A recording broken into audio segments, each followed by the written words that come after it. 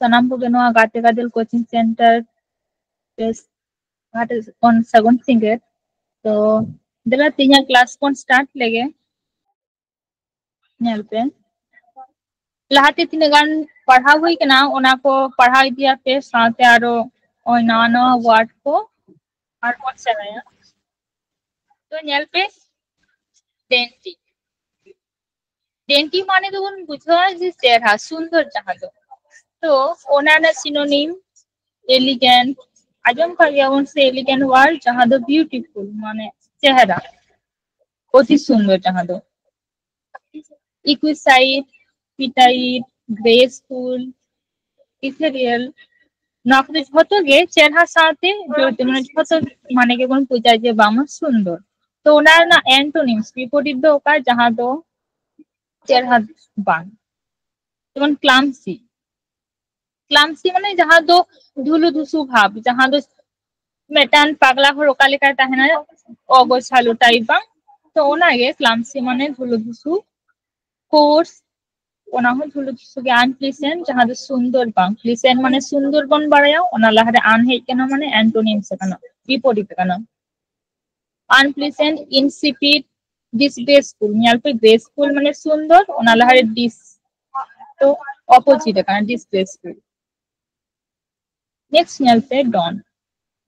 Don माने तो जहां दो एगेट से धमका बन बुझा तो ओना सिनोनिम होगा डिस्करेज डिस्करेज जहां बिहर अच्छा रॉड ठीक ठाक যদি বাপে আজম জামা লই আপে তো ডিসকারেজ মানে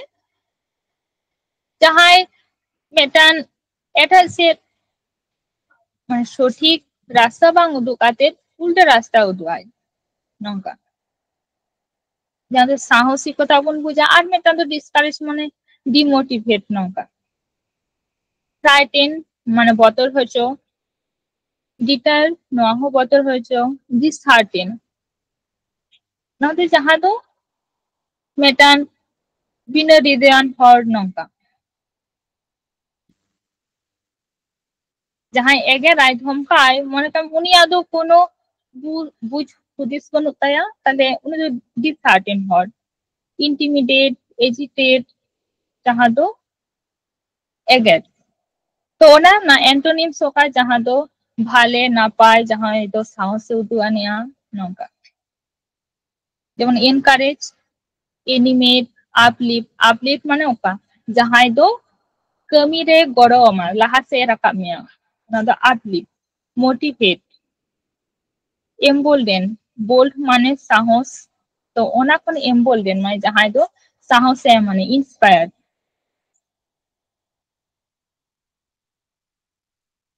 নেক্সট নেল पे डेजलिंग মানে জাহাं दो আদি চকচক জিনিস আদি চেহারা জিনিস जहां दो आरती चकचक যেমন সোনার জিনিস তো বেশ উজ্জ্বল জিনিস তো जहां को तो उज्जवल জিনিস সোনা দো डेजलिंग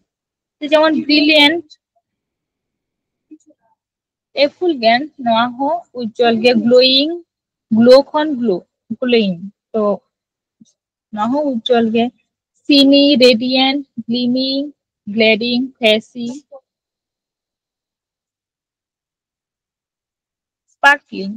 स्पार्कलिंग कथा बन बढ़ाई गया जहां तो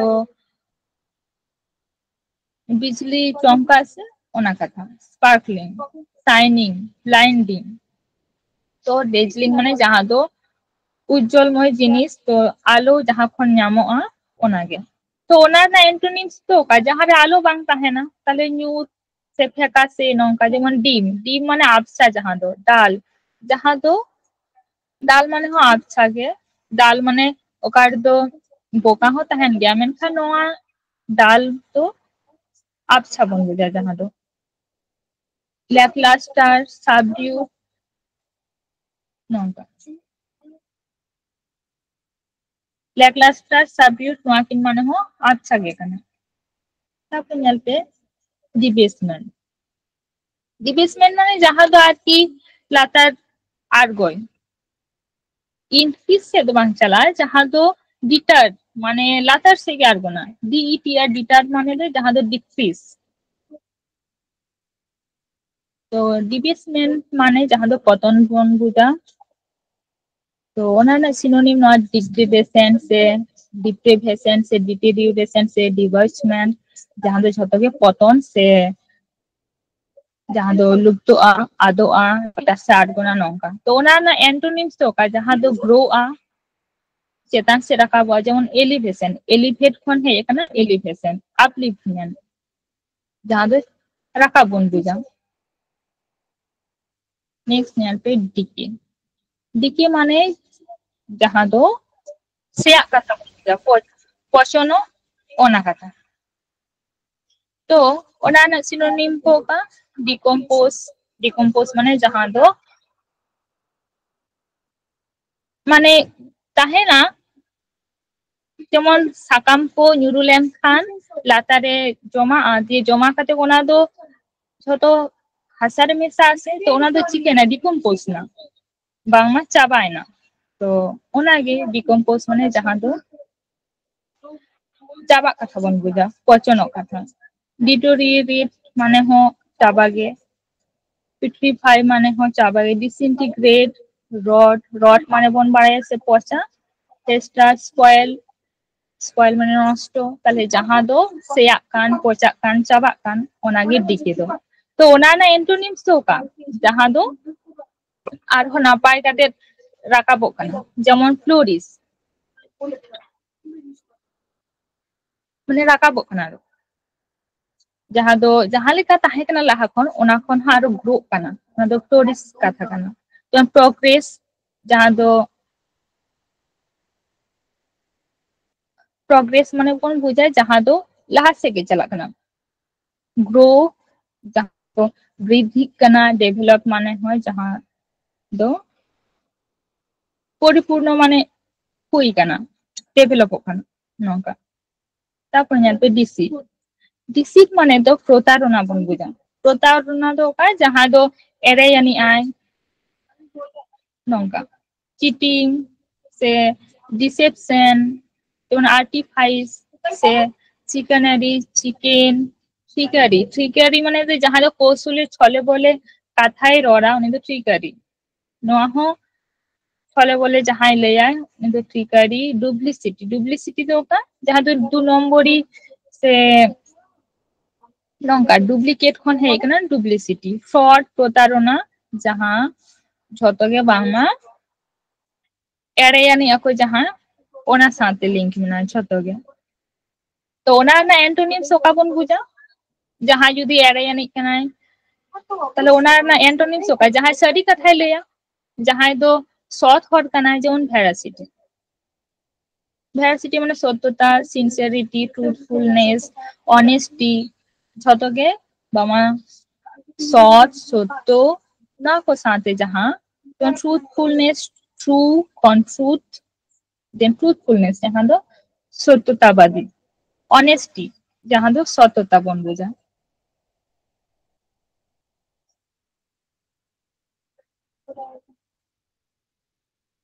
तो ñel पे ओकार तो डिसीटफुल हो तहन दारे तार माने जहाँ दो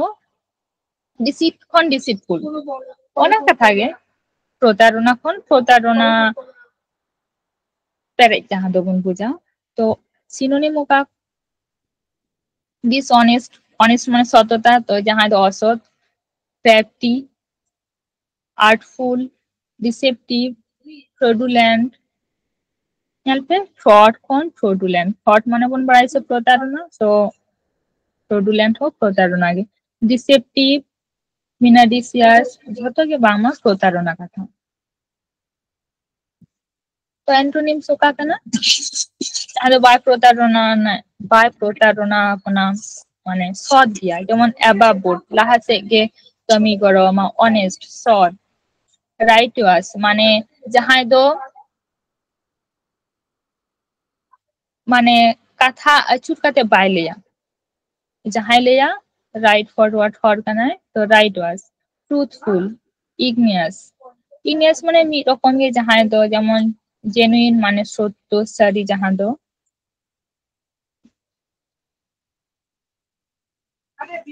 तो ona na antonyms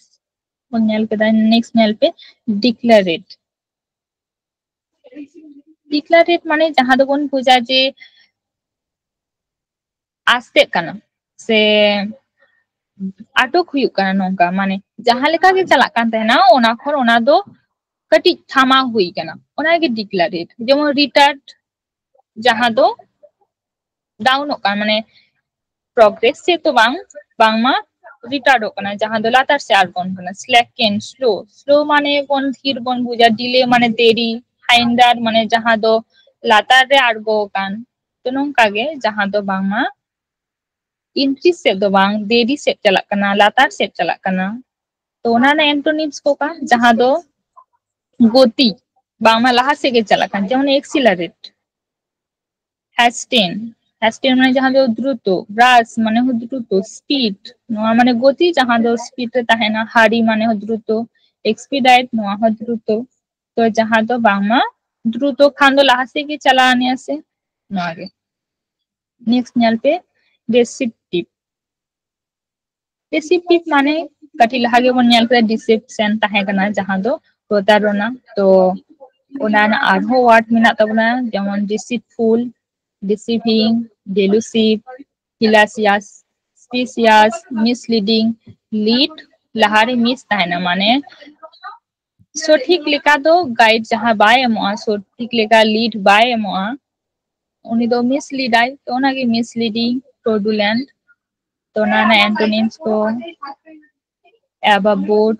forthright reliable straightforward genuine jaha do by protarona bona সঠিক এ ররা যেমন স্ট্রেট ফরওয়ার্ড মানে ওকাই জাহাই do jahay kamiya ona ge leya eta katha do bai leya onka মানে uku katha do bang tahen taya jaha ge mone re tahen taya ona ge leya কিন্তু straight forward হওয়ার kana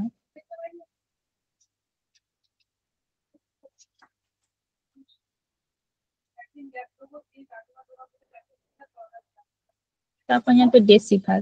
डेसिफार तो study word সাথে link মেনা তাবনা डेसिफार word মানে do jaha do parhaw kate jahay bujay যেমন interpret মানে যাহা do find out বন বুঝা রিভিল ডিকোড ট্রান্সক্রাইব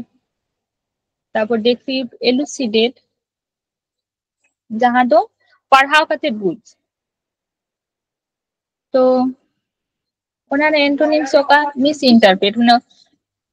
যাহা উডুকা মেনখা ওনা do সঠিক তো বাং misinterpret distort confuse কোন সন্দেহ তাহে না হাইড যাহা do ukuan tahe na conceal suppress jaha do ar ki parhaw kate bang panja dukara nyel kate bang panja bachha dare nongka next nyel pe decoration bon baraya ona word সাথে decorative word na to decoration katha bon baraiche jaha do sajao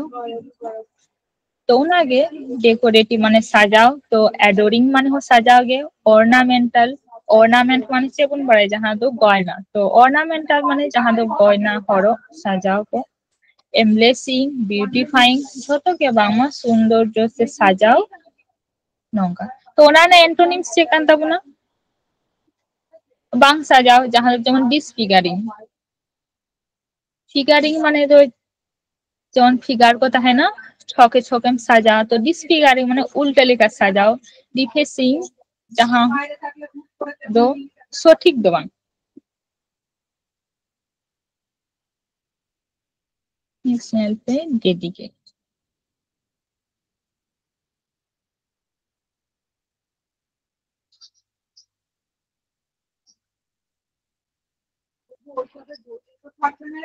nail पे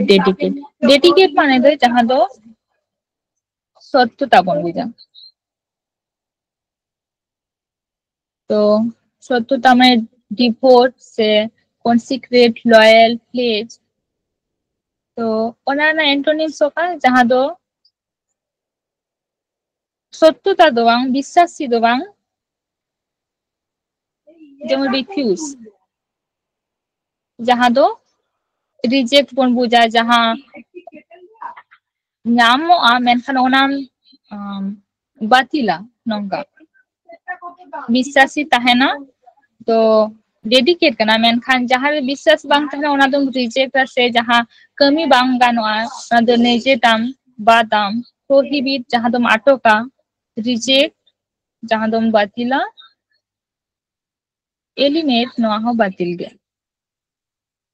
next ᱧᱮᱞ ᱯᱮ default default মানে ᱡᱟᱦᱟᱸ ᱫᱚ ত্রুটি বন বোঝা ত্রুটি মানে jahan do bari তো যেমন ফেলিউর jahan do অবনতি সে jahan do ফেল ব্যর্থ বন বোঝা ওমিশন jahan do বাতিল বন বোঝা নেগলিজেন্স ল্যাপস মানে তো jahan do বাদ কা যেমন মেটান কন্টিনিউয়াস লেখা দিদাম কিন্তু তালারে কিছু গান সংখ্যাম বাদ বাগি হটওয়া ওনা তো ল্যাপস ডেলিরেকশন ডেলিনকুয়েন্সি মানে বাদ কা যাহা তো তো ডিফল্ট মানে চে ত্রুটি তো ত্রুটি মানে লেখা লেখাতে যদি জাহানাম হিরিং কেদা তাহলে ওনা দম বাদ হটো কাদা তো ওনা দো মেটান ভুল সে ওনাগে তো ওনা না অ্যান্টোনিমস ওকা যাহা দো কন্টিনিউয়াস ইদিয়াম কোনো ত্রুটি বাং তাহেনা যেমন caring out execution observance performance যাহা দো কামি রতরে তাহেনা একই রকম কামিয়া কোনো ল্যাবস বাং তাহেনা অনকা নেক্সট নেলপে ডিফেক্ট ডিফেক্ট মানে হো ত্রুটি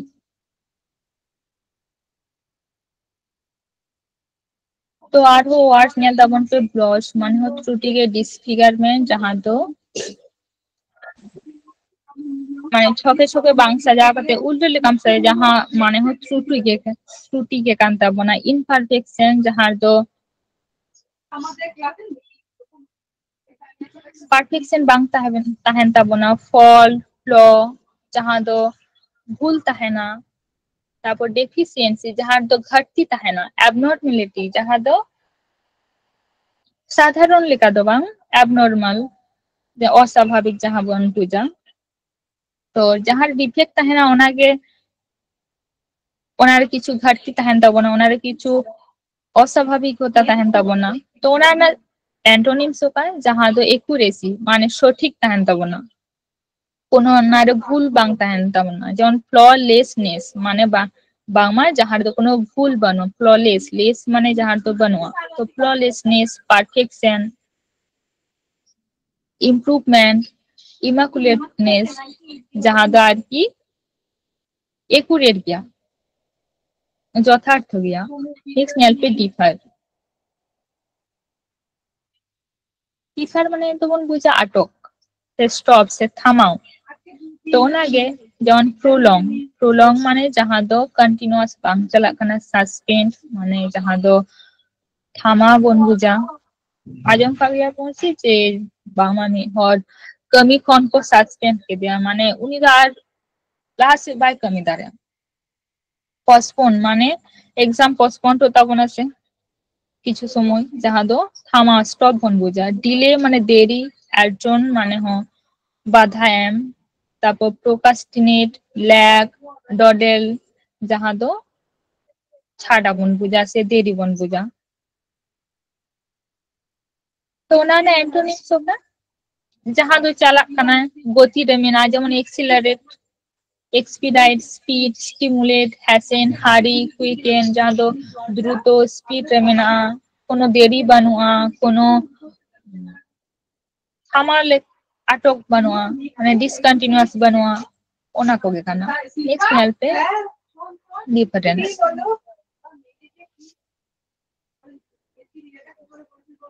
ডিফারেন্স মানে নোয়া তো বন বুঝে যাহা দো সম্মানে বানান জান তাবন पे DEFERENC डबल एफ তাহেন খান্দে যাহা দো বন বুঝা যে বিভিন্ন সে আলাদা নোয়া মানে তো সম্মানম তো অনার ভেনারেশন এক্লেম মানে যাহা দো প্রশংসা বন বুঝা obedience respect regard, esteem, reference ᱡᱷᱚᱛᱚ ᱜᱮ ᱵᱟᱝᱢᱟ ᱥᱚᱢᱢᱟᱱ ᱮᱢ। ᱛᱚ ᱚᱱᱟ ᱨᱮᱱᱟᱜ অ্যান্টোনিমস ᱫᱚ ᱠᱟᱱ ᱡᱟᱦᱟᱸ ᱫᱚ ᱥᱚᱢᱢᱟᱱ ᱵᱟᱝ ᱮᱢ, ᱡᱮᱢᱚᱱ ᱰᱮফিয়েন্স, কন্টেম্প, ডিসওবিডিয়েন্স। ওবিডিয়েন্স মানে চেদ বন বুঝে যাহা দো মান্য এম, মান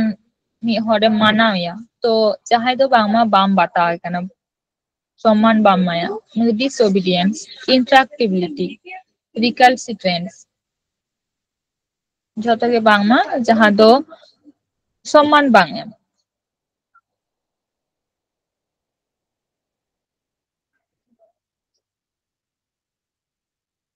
নেক্সট ᱧᱮᱞ ᱯᱮ ᱰᱮফিসিয়েন্ট। ডেফিসিয়েন্ট মানে যাহা দো বন বুঝা খাটো, চেদ বন বুঝা যাহা দো খাটো। তো খাটো ওকায় যেমন স্ক্যান্টি, inadequate, lacking, lack মানে ওকায় যাহা দো ঘাটতি তাহেনা। তো ঘাটতি তাহেনা মানে দো যাহা দো বাংমা যদি ঘাটতি তাহেনা ওনা জিনিস তো যাহা বাংমা যাহাতে খাটো কানা সে তো ওনাগে lacking, skimpy, short, paltry, scarce, sparse, meagre. Meagre word লাহাতে হবন পাড়হাও কাদা যে বাংমা স্মল বন পাড়হাও লেদা সে ওনাগে যে যাহা দো খাটো কান। ওয়ান্টিং যাহা দো বাংমা ওনারে আরহো খোঁজ তাহেনা। তো যা चेर खोज तहन तबोना जुदी आरो ओनारे जहां घटती तहन खान जहां दो बामा खाटो तहन खान तो नागे इनसफिशिएंट जहां दो सफिशिएंट बांग कना तो नागे इनसफिशिएंट जहां दो बामा পরিপূর্ণ বাং কান তো বাং হুই কানা ওনাকে ইনসাফিসিয়েন্ট ওনা পূরণ করতে আরো কিছু লাগা ওনা না অ্যান্টোনিমস ওকা যাহা দো পরিপূর্ণ কানা সে পেরে গিয়া যেমন এডিকুয়েট, ample, sufficient, abundant যাহা দো প্রচুর, luxuriant মানে হয় প্রচুর, লাক্সারি কোন luxuriant, profuse, exuberant, sumptuous, copious যাহা দো বাংমা যথেষ্ট মিনা ঘাটতি বাং ঘাটতি কিনা। নেক্সট ᱧᱮᱞ ᱯᱮ ডিফাইল। ডিফাইল ওয়ার্ড দো নোয়া দো দূষিত, দূষণ নোয়া ওয়ার্ড সাথে লিংক মেনা। ফাইল যাহা দো ক্লিয়ার বন বুঝায় তো ডিফাইল যাহা দো বাংমা ক্লিন দো বাং কানা আনক্লিয়ার যাহা দো তো ওনাগে কন্টামিনেট, পলিউট, প্রোফেন, ডিসক্রিট, সালি যাহা দো বাংমা দূষিত বন বুঝা। তো ওনা না অ্যান্টোনিমস ওকায় যাহা দো পবিত্র সে সাফা বন বুঝা যেমন পিউরিফাই, স্যান্টিফাই পবিত্র যেমন ক্লিনস, ডিসইনফেক্ট নঙ্কা।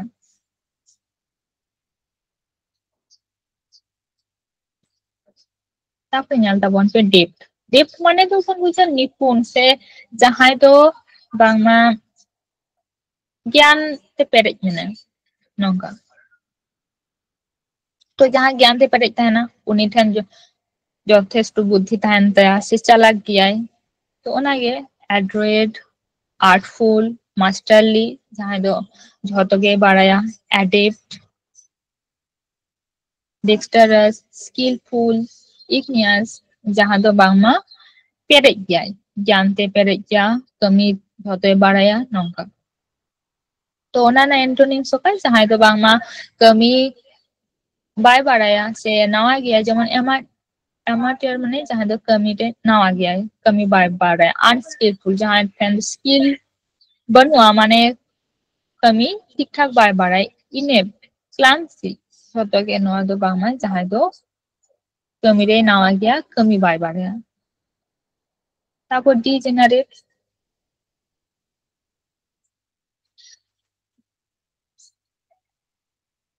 ᱱᱚᱣᱟ ওয়ার্ড ᱫᱚ ᱞᱟᱦᱟতে ᱦᱚᱸᱵᱚᱱ ᱯᱟᱲᱦᱟᱣ ᱠᱟᱫᱟ। ডিজেনারেট মানে ᱫᱚ ᱡᱟᱦᱟᱸ ᱫᱚ পতন বন বুঝা। পতন ᱫᱚ ওখানে ᱡᱟᱦᱟᱸ ᱫᱚ লিপ্ত কান না আদক কান যেমন ডিকাডেন্ট। ডিকেট ওয়ার্ড বন পাড়হাও কাদা ডিকে খন ডিকে হᱚᱸ বন পাড়হাও কাদা। ডিকে মানে ধং যাহা দো সেয়াক কান পচনক কান তো যাহা দো ডিক্রিসক কান না ডিকাডেন্ট, প্রলিগেট, প্রফ্লিগেট, ডিটেরিওরেট, ডিকে যাহা দো বাংমা ধ্বংসক কান পতনক কান নঙ্কা। তো ওনা না অ্যান্টোনিমস যাহা দো bang ধ্বংসক কান যেমন আনডিকেডেন্ট। ডিকেডেন্ট লাহারে আন হেজ কানা তাহলে যাহা দো bang ধ্বংসক কান। রিজেনারেট যাহা দো পুনরায় আরহো सृष्टि कना जेनारेट से जेनारेशन जहाँ बन बुझा तो ओना दो जहाँ दो सृष्टि बन बुझा तो रीजेनारेट पुनराय आरो सृष्टि कना एमेलियोरेट इम्प्रूव मिलियोरेट एमेंड रिस्टोर एमेंड माने तो बाराबंशी संशोधन तो संशोधन दरकार जहाँ दो जेमन यदि भूल हुई हुआ ताहले भूल खान दो ओना कमी दो आटकवा से तो ओना के आरो संशोधन काते लाहा से लाहा कमी इदी जेमन रिस्टोर जहाँ न ताहे कना ओना खन हो आरो स्टोरा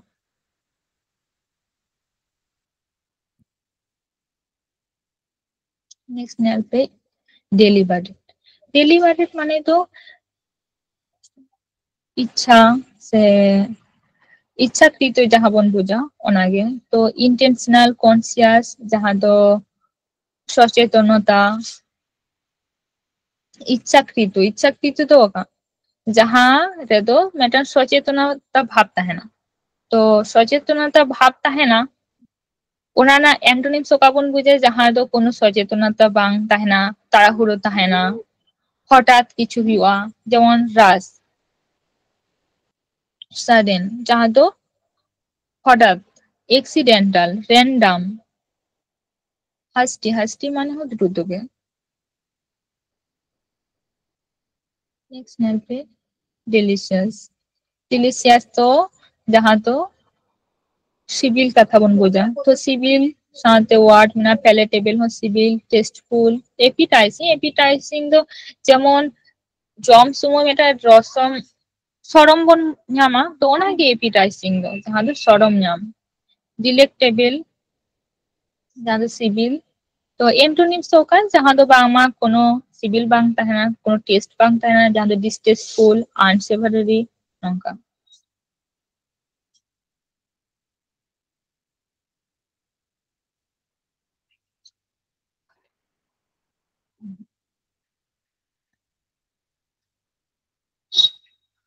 नेक्स्ट नेल पे डेलिंक्वेंट माने जहाँ तो अपराधी बन बुझा तो वार्ड का को डियरलेक माने हो अपराधी की इनपरिजिबल हो अपराधी कन्विक्ट ऑफेंडर गिल्टी जहाँ दो दोषी से अपराधी तो ओनाना एंटोनिम सोका जहाँ दो जेमन कन्फर्मिस्ट माने जहाँ दो मेटन आया नियम तहना प्रथा तहन ताया ओना लेकाय कमिया ताले एटा रकम दो बाय कमिया ठीक ठाक कमिया मेटन रूल लेकाय कमिया उनी दो भूल पाय कमिया उनी कन्फर्मिस्ट इनोसेंट जहाँ दो बांगमा अपराधी बांग कनाय एक्विट माने जहाँ दो अपराध काय मेनखा उनी दो क्षमा काय हिउ जहाँ दो उनी दो एक्विट एक्सनेल पे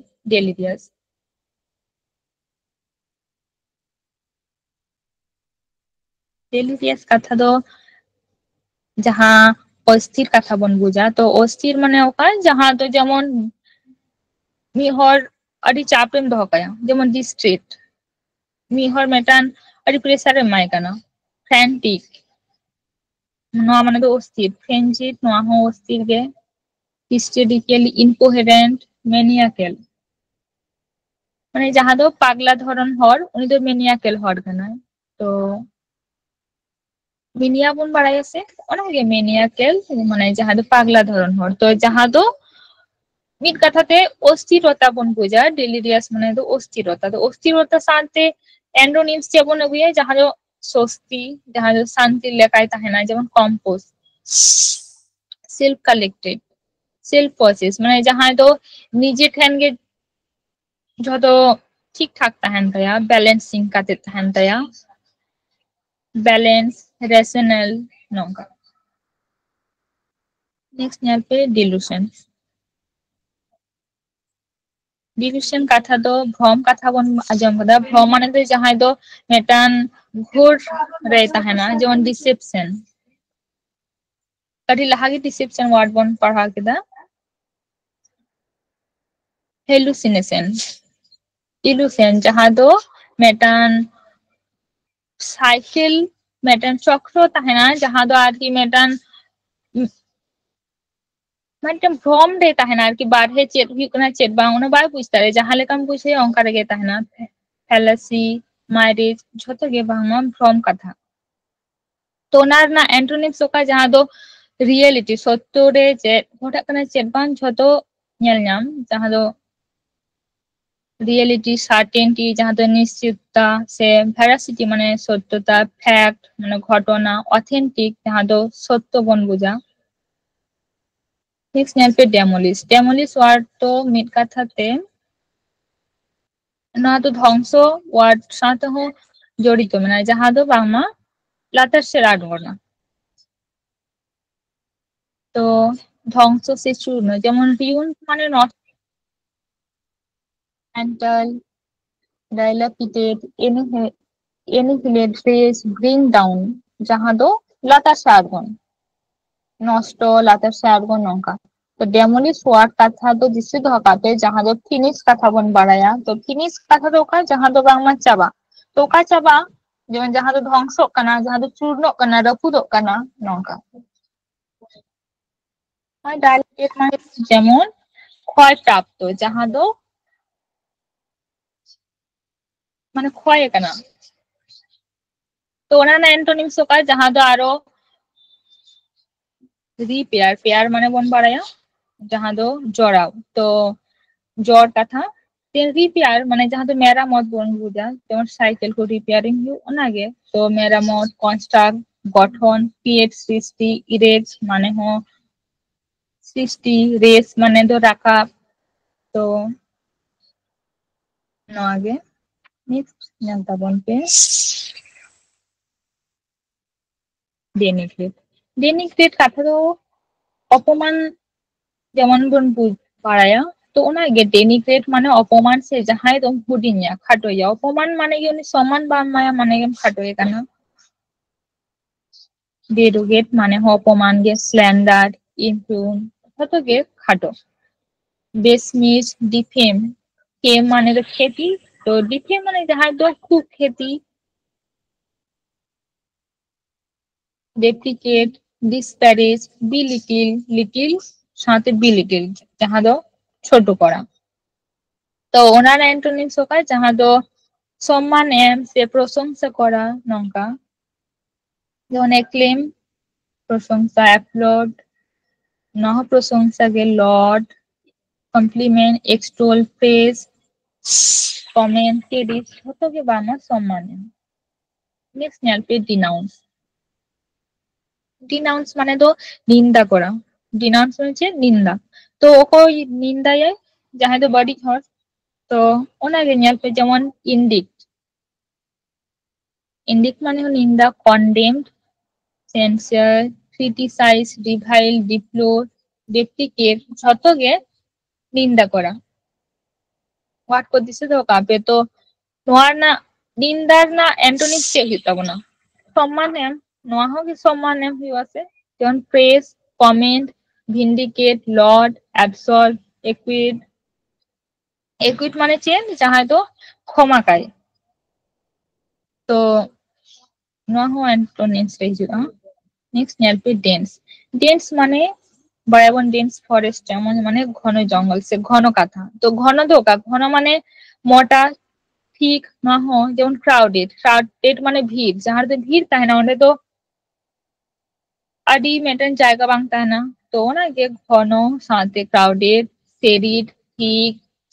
ইমপেনিট্রেবল পেনিট্রেবল মানে যাহার দো মেটেন জায়গা তাহেনা তো পেনিট্রেট মানে লাহা সেদ লাহা চালা তো পেনিট্রেবল মানে যাহার দো লাহা সেদ সেন বাং গানো কানা এত কি ক্লোজ মানে জায়গা দখল গেয়া যে লাহা সেদ সেন বাং গানো কানা ওনাগে impenetrable close knit মানে যাহা দো আডি সুর কোনো জায়গা বানোয়া কম্প্যাক্ট যাহা দো প্রেসার এম কাতে মেটান সংকীর্ণ জায়গা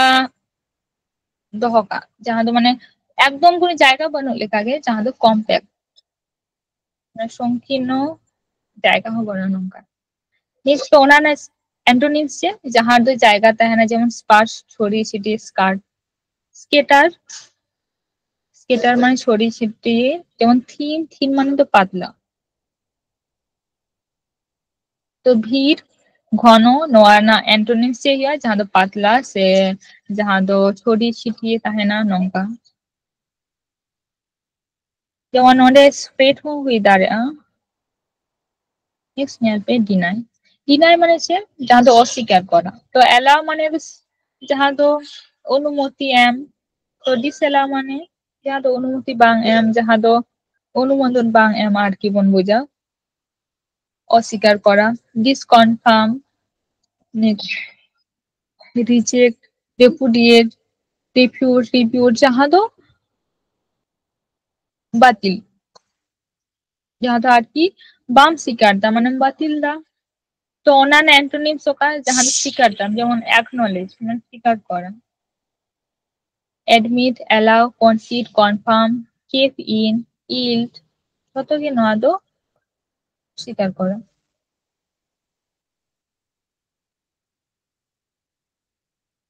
नेक्स्ट नेल पे डिप्लोर माने निंदा करा नोआ हो निंदा करा गे काने तो नेल पे लैमेंट नोआ हो निंदा गे बिमोन माने अडी दुख तो डिप्लोर माने बारे माने हेतो बुना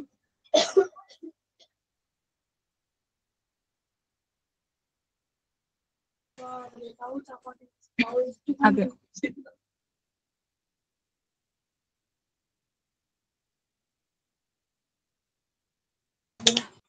এই ফ্যান চালাম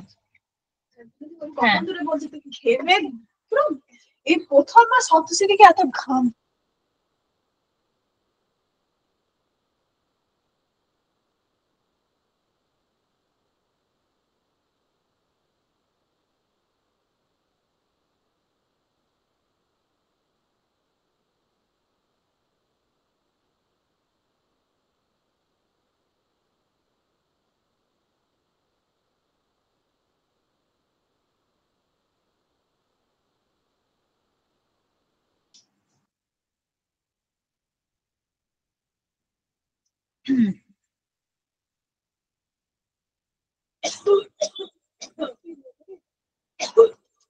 तो से वो नेल दा डिप्लोर माने से निंदा करा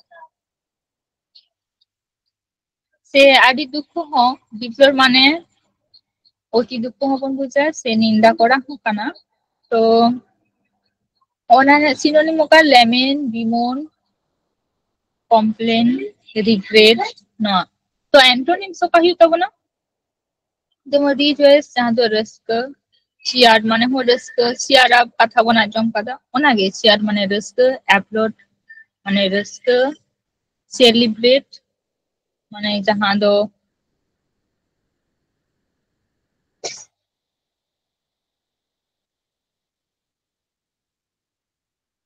सेलिब्रेट कथा दो जहाँ दो आर की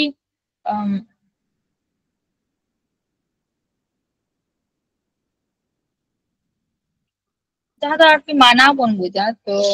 ओनागे जहाँ दो रस्क तहना नेक्स्ट नेल पे डिपोर्ट कथा दो बातिल बन बुझा तो যেমন এক্সাইল বেনিস ओस्ट से एक्सपेट्रिएट से एक्स्ट्राडाइट जहाँ रे ñala पी एक्स माने दो बढ़ती से लहा नोंका कथा बन बुझा तो ओनागे डिपोर्ट माने दो जहाँ दो बढ़ती नोंका से बात तो डिपोर्ट माने दो बातिल जहाँ तो बातिल होगा जहाँ दो लहा कान से बाद कान नो आगे तो ओनाना एंटोनिम्स होगा बातिल दो बांग जहाँ दो एलाउ दा से जहाँ दो स्वीकार दा जेमन परमिट एलाउ वेलकाम जहाँ दो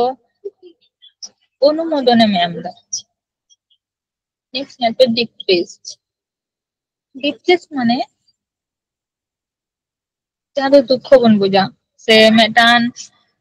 चाप नोंका तो ओनार नाम आछे sad gloomy despondent glum melancholy morbid melancholy माने जहाँ दो एकाकित्व से मोरबिड तो ओनार एंटोनिम्स होका जहाँ दो मेटान रस्क जेमन static euphoric, gleeful, gay, happy, joyful, merry, mirthful ᱡᱷᱚᱛᱚ ᱜᱮ ᱨᱟᱹᱥᱠᱟᱹ. Next ᱧᱮᱞ ᱯᱮ deprive.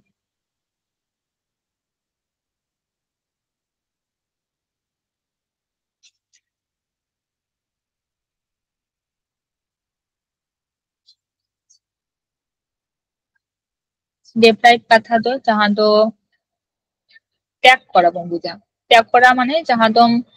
আড়াগ গিডি কাগ কানা. তো যেমন despoil, divest, disposes. Possess মানে যে যাহা দো have সে আছে সে যাহা দো অধিকার মেনা. তো যাহা আম ঠেন মেনা. তো disposes মানে ওকা যাহা আম ত্যাগ কেদা, যাহা দম বাদ কেদা. Disinherit. Inherit মানে তো যাহা আম গণ্য কেদা, যাহা আম হাতা. তো disinherit মানে যাহা আম বাদা, strip যাহা বাদ. তো ওনাগে deprive মানে যাহা দো বাদ এম. তো অ্যান্টোনিমস হোকায় যাহা দম আবার গণ্যয়াম হাতায় যেমন রিস্টোর, ইনভেস, সে ইন্ডো, বেস্টো নঙ্কা. মানে পুনরায় আরো অনাম হাতা. তারপর ñelpe dereliction. dereliction মানে হো অবহেলা নঙ্কা. যাহা দো অবহেলা মানে ওনা হো বাদ এম গে. তো যেমন নেগলেক্ট যাহা দো অবহেলা, নেগলিজেন্স যাহা অবহেলা, delinquency, failure, desertion. যেমন desert কোন desertion. তো desertion মানে যাহা দো একাকিত্ব বন বুঝা. তো failure no koho antonyms no synonyms no ana hita buna. তো ওনার antonyms হোকা যেমন পরিপূর্ণ, fulfillment,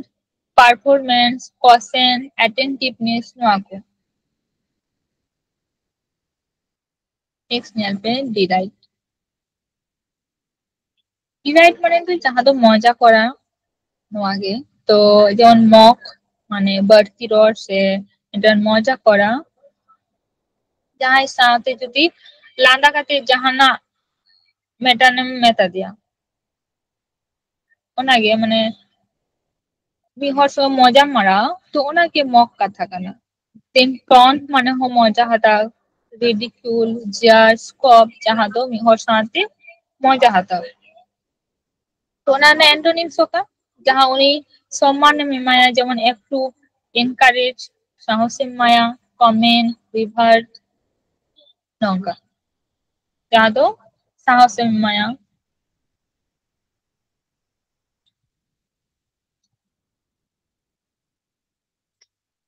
নেক্সট নেপে ডেরোগেটর. ডেরোগেটর কথা দো যাহা দো খারাপ আচরণ. খারাপ আচরণ দো যাহা যেমন বাজে বিহেভ যাহাই যেমন কন্টেম্পটুয়াস মানে যাহা দো বাজে বিহেভ. ডিগ্রেডিং, ডিফেমেটরি, স্ল্যান্ডারাস, ডেনিগ্রেটরি. ডেরোগেটিভ যাহা দো অপমান করা সে মিহর অপমান লেখা মিহর অপমানে আয়. তো নো আগে তো অ্যান্টোনিম সন্ন্যার না চিকানা যাহা দো সম্মানে যেমন কমপ্লিমেন্টারি, লডেটিভ. লডেটিভ মানে যাহা বেশ উন সাথে ভালে ভাব. লড মানে রস্ক বন বাড়ে. তো ওনাগে লডেটিভ মানে যাহার সঙ্গে ভালে ভাব তাই না. Laudatory, appreciative, adulatory. নেক্সট নেপে ডিসেন্ট. ডিসেন্ট ওয়ার্ড দো ডিক্রিজ সাথে মিল মেনা তাবন না. তো ডিক্রিজ মানে চেবন বাড়ায় যাহা দো ডাউন. ডাউন মানে ওকা যাহা দো বামা পতন ওকান. সে লাতার চার গন কানা যেমন ডিক্লাইন যাহা দো অস্বীকার. প্লান্স, সিং. সিং মানে যাহা দো ডুবুজ ওকানা. সাবসাইড, প্লামেট, ডিসেন্ট ছোটকে বামা লাতার চার গন কান যাহা দো. তো অন্যান্য অ্যান্টোনিমস হোকা যাহা দো রাকাত পোকান যেমন অ্যাসেন্ট মানে যাহা দো চেতান চালাক কান. যেমন মাউন্ট. মাউন্ট মানে চূড়া. যেমন পাহাড়, মাউন্টেন কথা ওনাকে মাউন্ট মানে চেতান যাহা দো চূড়া কথা বন বোঝায়. যাহা দো আপটার্ন, এলিভেট, রাইসেস. রাইস কোন রাইসেস. রাইস মানে হয়তো রাকা বন বাড়াইছে ওঠায় যাহা দো সূর্য ওঠে যেমন sunrise तो ओनागे नेक्स्ट ᱧᱮᱞ पे desiccation desiccation कथा तो अपवित्र तो जहाँ तो पवित्रता बांग कहना যেমন রেভারেন্স মানে পবিত্রতা তো ইরিভারেন্স মানে जहाँ तो अपवित्रता profanation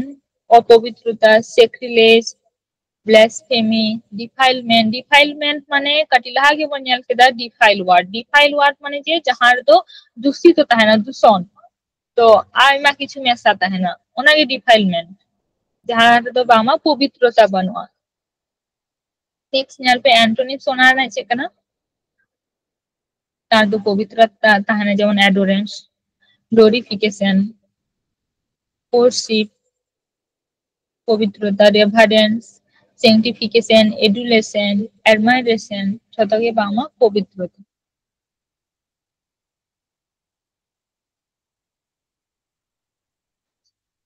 ᱧᱮᱞ पे डेजर्टेड कथा दो लहाते होन आजम किदा जहाँ दो एकाकित्व एकला तो ओनागे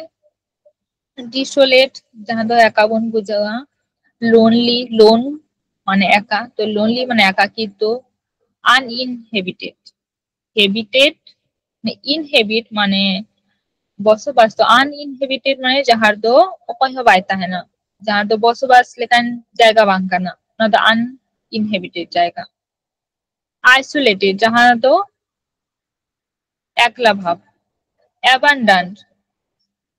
जहाँ दो जेमन एकला गे दारा बाड़ाया ओना abandon भवपुरी जहाँ बन बाड़ाया तो ओना ना एंटोनिम्स से हिवा एकला ना एंटोनिम्स जहाँ दो बांगमा सारे ताहेन जेमन इनहेबिटेड माने बसबास करा जहाँ दो सारे ताहेन पॉपुलेटेड जहाँ दो पॉपुलेशन जनगण बन बुझा ओनागे पॉपुलेटेड माने जहाँ जनगण को ताहेना ऑक्युपाइड जहाँ दो तोमा दक्ष लाकाना ऑक्युपाई माने दखल तो ऑक्युपाइड माने जहाँ दो दक्ष लाकाना नेक्स्ट ᱧᱮᱞ पे डेसिस माने जहाँ दो रेस्ट कथा बन बुझा रेस्ट माने ओका जहाँ दो थामाओ तो डेसिस्ट रेस्ट जिसे दो कापे तो ओना को सिनोनिम्स जहाँ जेमन एब्सटेन सीज रेलिंग पेस रिफ्रेन छतगे बांगमा आटक बन बाड़ाया तो ना मानागी तो ओना ना एंटोनिम्स ओका जहाँ दो बाधा बांग एम काते आगे चला काना जेमन कैरी ऑन कंटिन्यू जहाँ बन बाड़ाया परसिस्ट परसेवर कंटिन्यू नोआ कोगे नेक्स्ट ᱧᱮᱞ पे डिस्पेयर माने जहाँ तो निराशा जहाँ तो कोनो आशा बांग ताहेना जेमन desperation gloom despondence distress नोआ गे जहाँ दो बांगमा कोनो आशा बांग ताहेना तो ओना ना एंटोनिम्स ओका जहाँ दो आशा ताहेना जेमन होप होपफुलनेस से buoyancy नोआ गे तारपर ᱧᱮᱞ पे डेस्पिकेबल माने तो जहाँ तो लज्जाजनक से घृणाजनक नंका बानार गे लज्जाजनक हो हुआ घृणाजनक हो हुआ जेमन कन्टेम्प्टिबल लोथसाम जहाँ दो घृणाजनक से घृण्य कोनो कमी नंका रेप्रिहेंसिबल शेमफुल माने तो जहाँ दो लज्जाजनक डिग्रेडेड हेटफुल माने घृणाजनक जहाँ दो डिस्टेस्टेबल जहाँ दो घृणा तो नोआ गे ओना ना एंटोनिम्स तो ओका जहाँ दो बांगमा मानन सम्मान एम गानो जेमन ऑनरेबल जहाँ दो मान्नो एम गानो रेपुटेबल रेस्पेक्टेबल डिजायरस नंगा गे नेक्स्ट ᱧᱮᱞ पे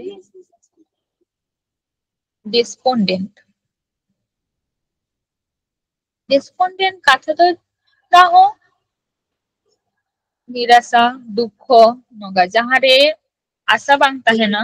जहाँ कमी दो बांग हुई कान ताहे ओना तो मेटान दुख ताहेना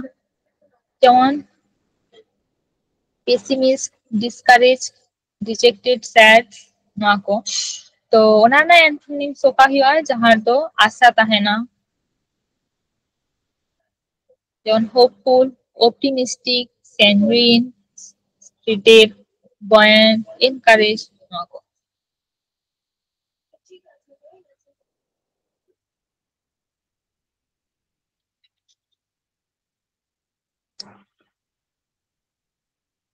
नेक्स्ट नेल पे डिटेन।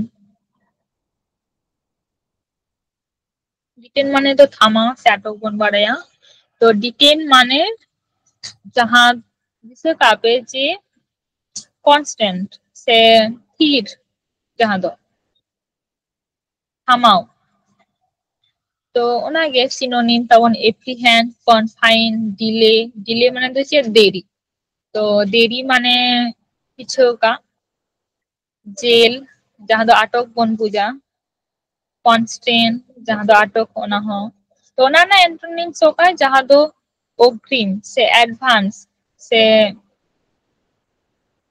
लाहा इदी जेमन एसिस्ट। एसिस्ट माने चे दो गड़ो। जेमन एडवांस माने अग्रिम जहां दो लाहा। Ad free. फ्री माने मुक्त। जेल माने दो अटक। तो ओना ना एंटोनिम से ही तबना निश्चय फ्री जहां दो मुक्त। रिलीज माने हो फ्री। Facilitate, permit. परमिट माने तो जहां दो एलाउ। लिबरेट माने छेड़े देवा। डिस्चार्ज माने हो छेड़े देवा नंगा। नेक्स्ट यहाँ पे डिटरमिनेंट। डिटरमिनेंट तो जहां तो बन बड़ाया बाछा उंडू। तो का बाछा उंडू किया जहां तो जेमन कन्विंसिंग।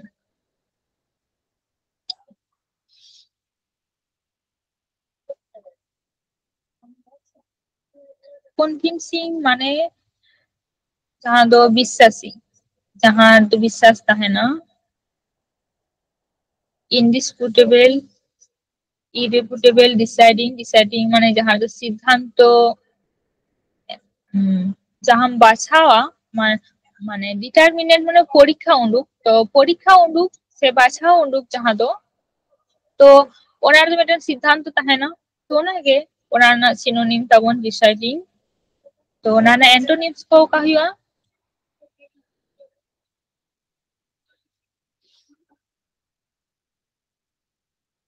डिस्प्यूटेबल। डिस्प्यूटेबल माने जहां तो आरकी ओना चेतारे कोनो तर्क लेकान माने जहां कोनो डाउट बांग तहेना। डिस्प्यूटेबल माने डुबियस, अनसर्टेन माने कोनो सर्टेनिटी बनवा जहां दो और निश्चित कर जहां कना ओना दो अनसर्टेन।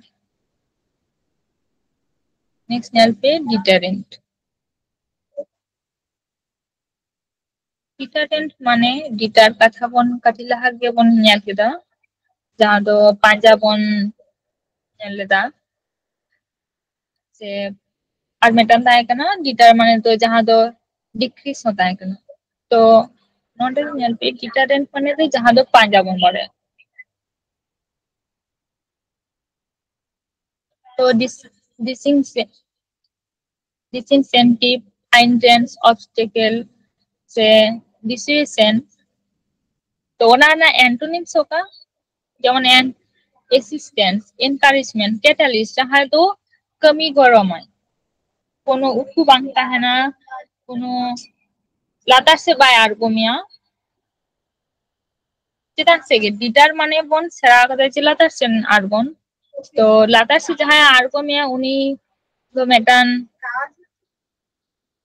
उनी ठेन चेत तहेना चेत बांग तहेना बाम बाड़े माने हाइंड्रेंस सर कनाय। तो डिटररेंट ना सिनोनिम डिसिंसेंटिव जहां दो आरकी बाम बुझतारे ओका लेकान हर कनाय। हाइंड्रेंस ऑब्स्टेकल ना हुआ। तो एंटोनिम सोका कनाय जहां दो कमी रे गरमा जेमन असिस्टेंट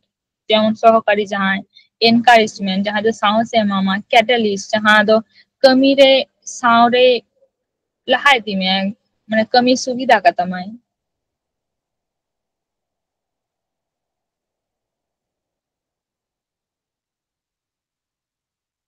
नेक्स्ट में पे डिटेस्ट। डिटेस्ट माने तो जहां तो घृणा कथा से घिन्न भाव होना गे। तो ना ना synonym होगा abhor नवा हो घिन्न despise loathe abominate hate execrate শতকে বাংলা ঘৃণা ওয়ার্ড সাথে লিংক না তাবনা तो ona na antonyms का हुआ जहाँ दो admire जहाँ दो पसंद ताहे ना love adore cherish like जहाँ दो रस्त ताहे ना पसंद ताहे ना उनागे जहाँ तो बांगा घृणा बनवा तो उना को गे नेक्स्ट डायग्नोस माने बाछाव तो बाछाव से परीक्षा नंका तो सिनोनिम का যেমন analyze identify interpret investigate जहाँ परीक्षा बाछाव नवा को गे तो नाना एंटोनिम्स का जहाँ दो बांगा मिस माने आदा ओवरलुक जहाँ दो आन देखा माने बांग ᱧᱮᱞ katem parumoa ona ge overlook next ᱧᱮᱞ पे dilapidate माने जहाँ दो पतन बन बाड़ाया तो ना गे battered decrepit dignified damaged crumbling जहाँ दो पतन से ধ্বংস तो जहाँ पतन ओकान ধ্বংস ओकान ओना ना एंटोनिम्स ओका जहाँ दो आबार पुनराय गড়াক কানা যেমন repaired renovated sound नंका नेक्स्ट ᱧᱮᱞ पे डेफिडेंस माने जहाँ दो लज्जाजनक हुआ से जहाँ दो बतराना हुआ जेमन फियर माने बतर हुआ हेसिटेशन माने जहाँ दो इतस्तत भाव ओना हुआ से साइनेस जहाँ दो लज्जाजनक हुआ तो ओना ना एंटोनिम्स होगा जहाँ दो आत्मविश्वासी ताहेना कॉन्फिडेंस ताहेना साहस ताहेना निश्चित ताहेना जेमन बोल्डनेस बोल्ड माने साहस तो जहाँ दो साहसिकता ताहेना सर्टेनिटी जहाँ दो निश्चयता ताहेना कॉन्फिडेंस जहाँ दो आत्मविश्वासी कॉन्फिडेंस ताहेना नोआगे नेक्स्ट यहाँ पे डिग्निटी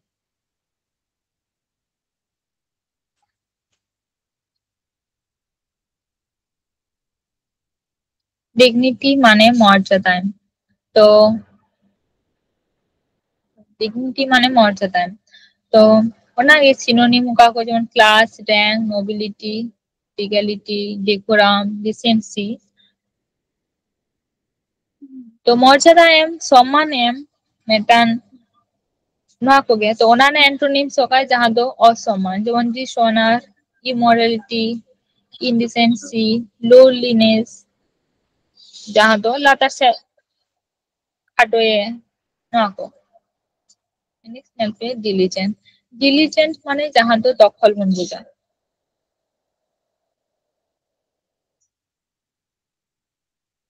डिलिजेंट माने दखल और दिसे कापे नोआ माने जहाँ दो एनर्जेटिक से मेटान शक्ति ताहेना नोआ गे तो जहाँ ऑक्युपाइड दखल से लेबरियस माने जहाँ दो शक्ति ताहेना जहाँ दो कमी इंडस्ट्रियस जहाँ कमी बन बुझा एसिडुअस कमी बन बुझा तो ओना ना एंटोनिम्स होगा जहाँ दो अलस যেমন ইনঅ্যাক্টিভ जहाँ तो कोनो एक्टिवनेस बनते हो माने बाय काटालो आ गया कोनो एक्टिवनेस बनते हैं लेजी माने अलस लेथार्जिक माने हो अलस के स्लोथफुल इंडोलेंट आइडल जहाँ दो बांगमा अलस होते के अलस जहाँ दो कमी रे बायता है ना ऑक्युपाइड माने से दखले ताहे ना माने कमी देता है ना तो जहाँ कमी बायता है ना अनऑक्युपाइड हर उन्हीं तो अलस हर व्यस्त हर नंगा नेक्स्ट नेल पे डाइल्यूट कथा दो मेटान पातला दुर्बल नोआ बन बाड़ाया तो डाइल्यूट माने जहाँ दो पातला से दुर्बल जेमन थिन वाटरी तो जहाँ दो दा दो खाली केना बेस मेटान तरल लेकान जिनिस जहाँ दो कोनो थिकनेस बनवा वीक माने दुर्बल तो ना ये दुर्बलता जहाँ दो तो ना एंटोनिम्स का विपरीतार्थक शब्द जहाँ दो घन से जटिलता से कठिन नोआ को जेमन कंसेंट्रेटेड स्ट्रॉन्ग जहाँ दो शक्ति से घन बन बुझा नेक्स्ट पे डिम डिम माने ओका जहाँ दो फैकासे तो फैकासे दो ओका जहाँ दो आपसा तहना পরিষ্কার বাং তাহেনা যেমন ডার্ক ডার্ক পেল जहाँ दो बांगमा फैकासे डाल माने हो फैकासे फेंट माने हो फैकासे अनक्लियर जहाँ दो अपरिष्कार माने परिष्कार परिष्कार बांग ताहेना जहाँ दो नेक्स्ट यहाँ पे ओनाना एंटोनिम्स होगा जहाँ दो उज्जवल जहाँ दो परिष्कार ताहेना जेमन ब्राइट इनइल्यूमिनेटेड लाइवली और शाइनी हो हुआ नेक्स्ट यहाँ पे डिमिनिश डिमिनिश वहाँ हो डिक्रीज वार सांसे लिंक में आता बना डिक्रीज माने ओका बोन बारे जहाँ दो पतन ओकान जहाँ दो डाउन ओकान टाटा से के चला कहीं इंक्रीज से हुआ तो ओना ये सिनोनिम याल ता बन पे decrease reduce lessen contract shrink contract माने ओका जहाँ दो स्कूलটা গাইড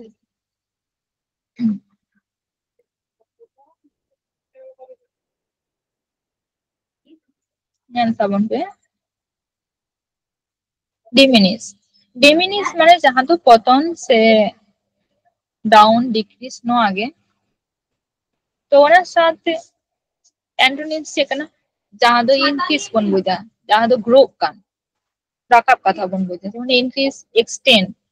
एक्सटेंड माने दो जहाँ दो जहाँ लेखा ताहे कना ओना कोन आर हो और बढ़ती लहा से जहाँ दो गहर बढ़ती जहाँ जेमन এটা রাবার টানা লেখান একদম চিন্তা করে এক্সটেন্ড কিদাম বাংলা और কিদাম তো না কি এক্সটেন্ড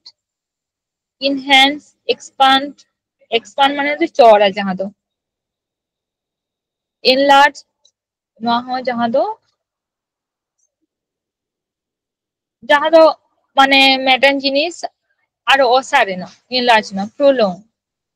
जहाँ दो इंक्रीज ना तो नेक्स्ट हेल्प है डिप्लोमेटिक डिप्लोमेटिक डिप्लोमा डिप्लोमेटिक जहाँ कथा तो बन पूजा मेटन जहाँ इथेन तो ज्ञान में ना तो जेमन politic tactful astute strategic adept जहाँ दो जहाँ स्किल में ना ज्ञान में ना तो ओना के ओना ना एंटोनिम्स होका जेमन टैक्टलेस उनिथेन कोनो ज्ञान बनो आर्टलेस इम्पोलाइट और सद जहाँ दो माने पोलाइटनेस बनवा माने उनिथेन भद्रता बनवा जहाँ दो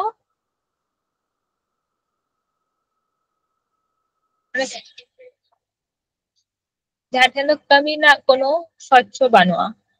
insolent impertinent impudent नेक्स्ट यहाँ पे डिजास्टर डिजास्टर माने जहाँ दो ধ্বংস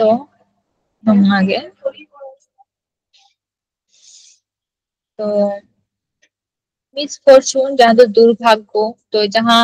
डिजास्टर माने जहाँ दो ধ্বংস कान से जहाँ दो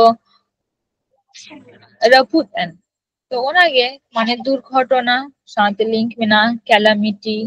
मिसेप catastrophe annihilation cataclysm holocaust devastation जहाँ दो अलादायन से रपुत एन नंका होलोकास्ट माने जहाँ दो अलादायन नेक्स्ट नेल तो नाना एंटोनिम्स होगा जहाँ दो मैडम खुशी ताहेना रस्क ताहेना लासे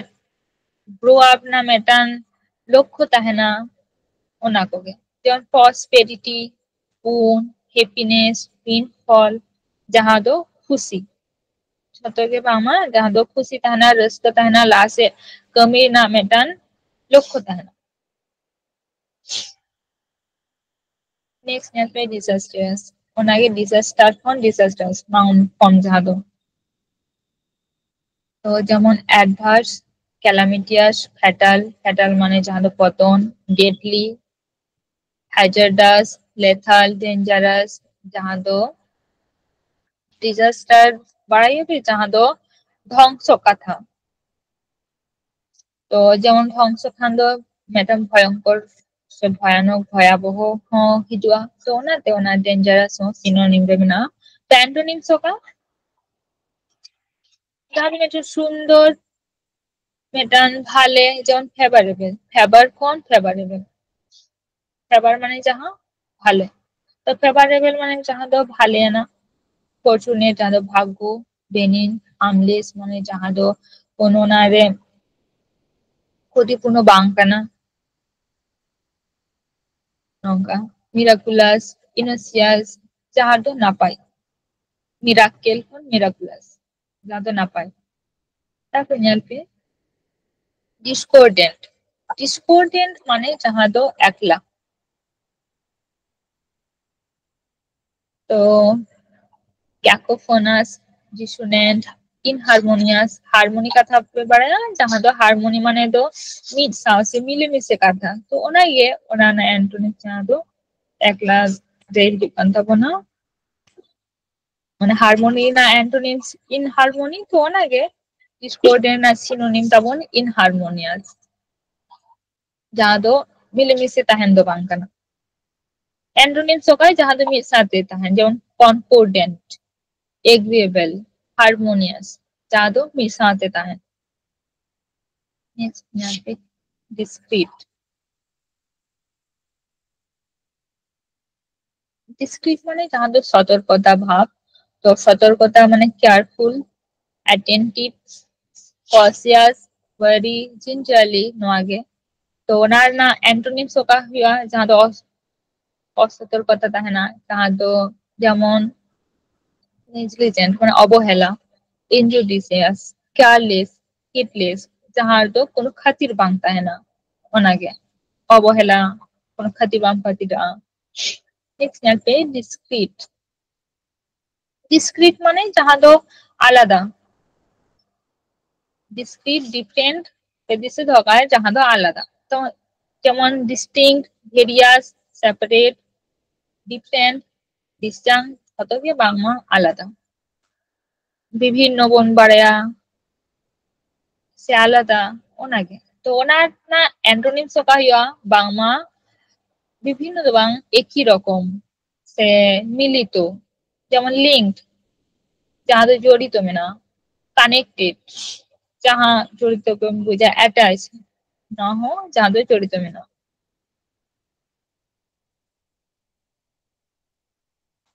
नेक्स्ट यहाँ पे डिस्क्रिमिनेट, डिस्क्रिमिनेट माने जहां ভিন্ন করা।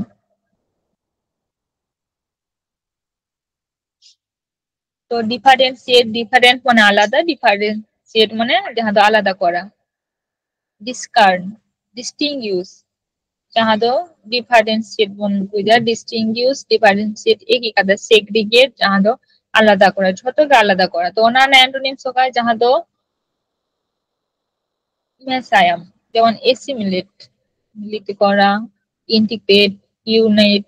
ইউনিট খন ইউনাইট। তো जहां दो বাংলা ঐক্য কথা বন বাড়ায়, ঐক্য মানে মেটান গে, তো মেটান গে মানে ওনারে আইমা খন মেট ছোট দল মিলে যেমন ইউনাইট মানে মেটান ঐক্য जहां बन पूजा। नेक्स्ट यहाँ पे डिस्टेंस, डिस्टेंस माने जहां दो एगेर कथा धमकाओ। तो नागे डिटेस्ट, डिस्पाइस, लोथ, स्कॉर्न जहां दो बोका झोका एगेर कथा लाते होना को आठ बन पढ़ा कदा जहां दो एगेर। दोना ना एंटोनिम सोका जहां दो सम्मान एम मेटान मिहर खुशी आए, পছন্দ হয়, এপ্রুভ, প্রেজ, লাভ, লর্ড, অ্যাডমায়ার।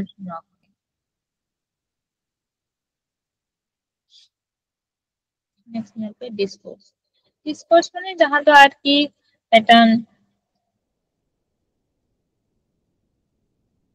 মানে bang jomok kan arak gidi ka bagi gidi ka जहां do bam আপনারা जहां যেমন regurgitate, discharge, vomit. Vomit माने तो जहाँ उल्ले गिटिका तो उल्ले गिटिका दो का जहाँ दो बट आम ठेन दो आदो बनो आना दो बाढ़े ना rage, spew, eject, puke ना को तो ना एंड्रोनिम्स होगा जहाँ दो আপনার दा যেমন swallow swallow মানে তো जहाँ दो उठ gulp মানে हो उठ नेक्स्ट यहाँ पे disgrace disgrace মানে जहाँ तो असम्मान तो dishonor, infamy, fame, on infamy, reproach, humiliation না को তো অ্যান্টোনিমস होगा का ना जहाँ तो সম্মানে যেমন esteem, honor, eulogy, obeisance, respect, fame, repute, encomium, compliment ना को नेक्स्ट यहाँ पे dismal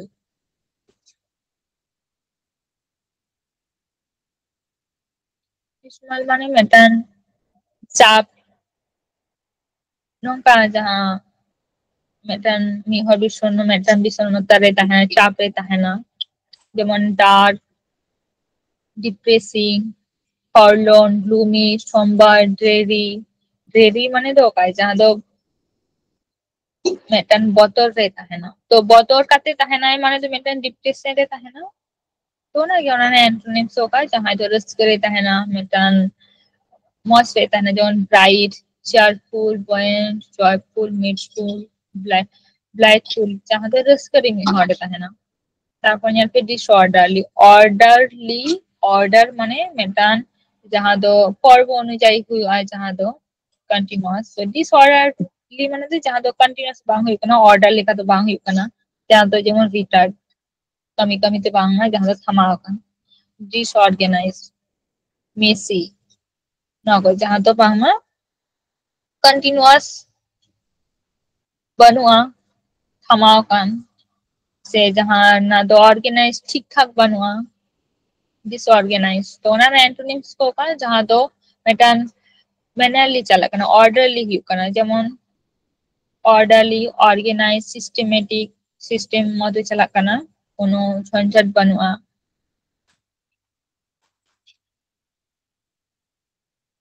तारপর यहाँ पे डिसोन डिसोन माने जहाँ तो सात एम एकाकित्व नंका तो যেমন abundance reject denounce नोआ को सिनोनिम ताबन एंटोनिम्स होगा जहाँ तो অনুমতি এম সে जहाँ तो स्वीकार करा যেমন embrace admit allow approve confirm adopt own মানে দোকা जहाँ নিজেরা नेक्स्ट यहाँ पे disparage disparage মানে तो जहाँ डाउन कथा बन बोलते डाउन মানে দোকা जहाँ तो लाता तो disparage कथा भी दिस দোকা जहाँ तो मिहर খাটোয় तो যেমন ডেনিগ্রেট বিলিটিল ডেরোগেট কোয়ার্ট লাহাতে হবন পড়া kita तो ना कि जहाँ मिहर खाटो से डाउनग्रेड माने उनी मानुम लाता रहता है तो ना ना एंटोनिम्स होगा जहाँ तो प्रशंसायम डाउन acclaim applaud extol laud praise compliment ना को नेक्स्ट यहाँ पे डिस्पैच डिस्पैच माने तो जहाँ तो ऑर्डर yang kata betul যখন অর্ডার हुआ उन समय डिस्पैच কল রাখাবে যে বাংমা ওনা ডিসপ্যাচ হই কিনা মানে যে ভেজা হই কিনা তো ওনাকে ডিসপ্যাচ মানে ভেজা जहाँ তো যেমন কনসাইন সেন্ড সিভ ডেলিভার রাইট মেল ট্রান্সমিট जहाँ तो ভেজা বন বাড়ে তো ওনা না অ্যান্টোনিমস होगा जहाँ तो বাংমা গ্রহণ হই কিনা মানে হাতাও হই কিনা যেমন অ্যাকসেপ্ট সে রিসিভ না नेक्स्ट यहाँ पे डिस्पर्स का था तो जहाँ तो स्केटर देखो स्केटर माने से छोड़ी छिटी से स्प्रेड जहाँ तो पसना होगा तो ना के जब सर्कुलेट माने पसना है जहाँ तो disband dispel diffuse scatter disseminate जहाँ तो छोटे के बांगा पसना छोड़ी छिटी का था खाना तो ना एंटोनिम्स होगा जहाँ तो गुटियो समटाओ যেমন accumulate সামটাও কালেক্ট সংগ্রহ করা জানতো গ্যাদার মিটেন मिथेनो assemble नोआ हो gather के congregate नोआ हो मिथेनो के segregate माने भिन्न तो नोआ रे जेमन segregate हुई ताबोना मिटान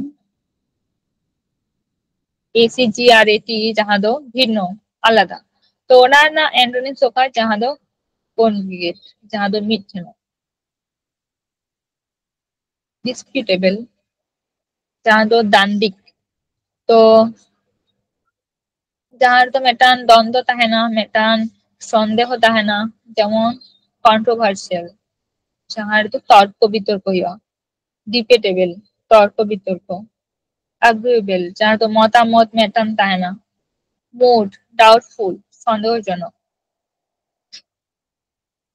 तो ओना ना एंटोनिम सोका जहाँ दो कोनो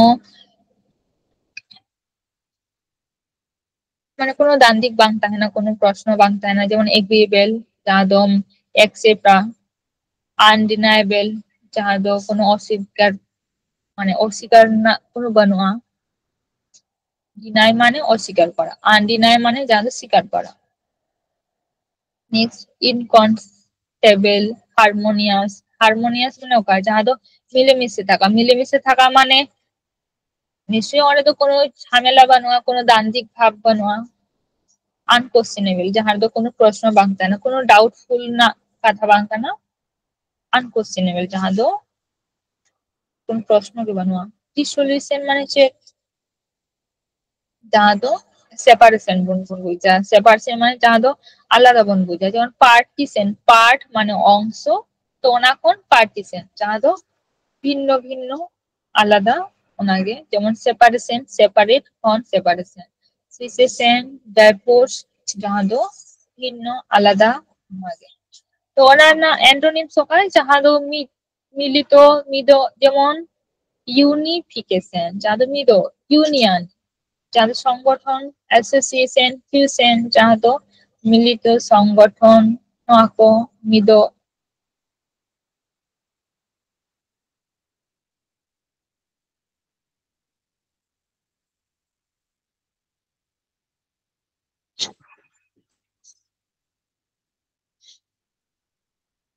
या क्लास नुना थबिके